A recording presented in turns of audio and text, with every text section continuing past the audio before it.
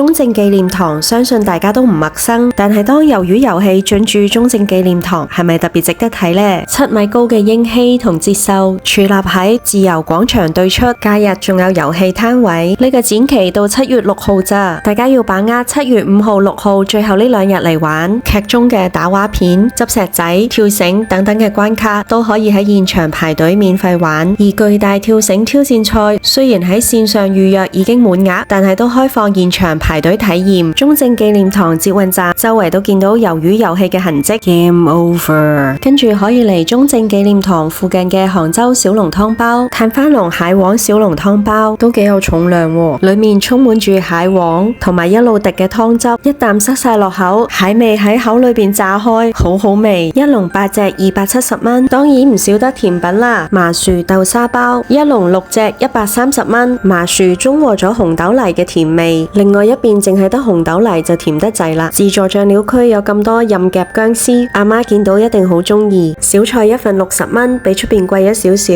麵糊120蚊，水竟然要俾錢買，1樽20蚊。酸梅汁40蚊，其他飲品20蚊。建議大家嚟呢度食飯可以買定飲品。呢度有好多外國人、美國人、日本人、菲律賓人，唔少本地人都會嚟呢度食。不過最唔方便就係呢度只收現金。小籠包嘅價錢相對實惠，招牌小籠湯包一籠8隻190蚊，但係其他食品就偏貴啦。人多嘅話坐得舒服，又可以試多幾款，推薦大家嚟試下。記得追蹤我係飛，下次再同大家食盡台灣美食。